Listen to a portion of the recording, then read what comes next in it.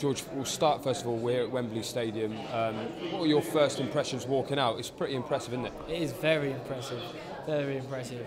Funny enough, I was never one of those kids that dreamt of being a footballer. I always dreamt of being a boxer. So now walking out in a football stadium, imagine it for boxing, just sensational, yo. And I used to do that as a kid. Imagine what it'd be like to box in certain places.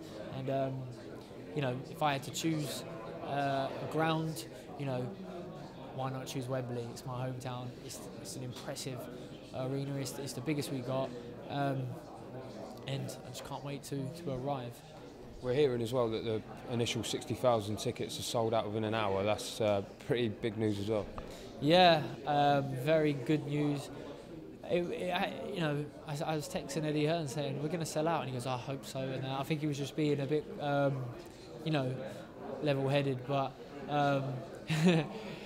the demand was just growing, like from my friends and that. And then I was reading, oh my God, I don't think I'm going to have enough tickets for these guys. You know, so, I thought I had a good feeling. You know, the first fight sold 20,000 in 10 minutes. This time, I was confident they would sell. And the fact they sold out in an hour panics me more than anything else, because I just make sure I put enough tickets aside for people.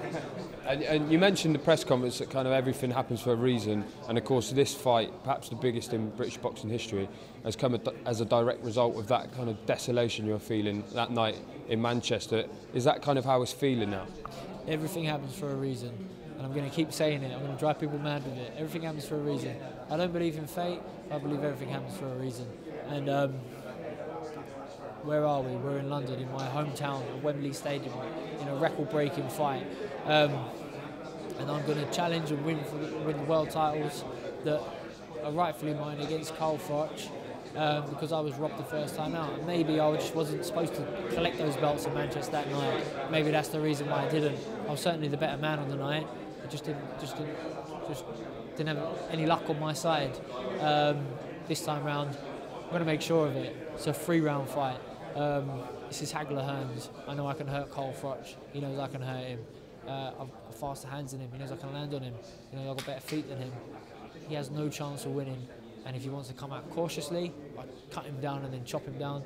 And if he wants to come out fast, he's going to have to throw punches. And then again, I'm going to make him pay for that, because he's going to leave gaps and openings that I can adjust to that he can't. So this is perfect.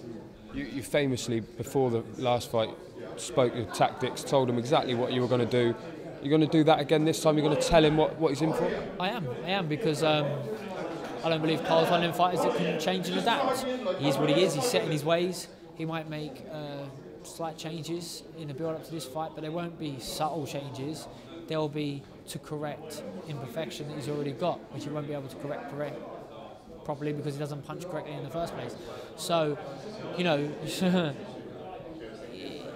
I don't think he can do anything different, and for that reason I'll have some fun and I'll tell him exactly what's going to happen. And then he can sit down, if he makes it past the first round, and think, oh, he told me again. He's doing it again, you know. What do I do, Rob?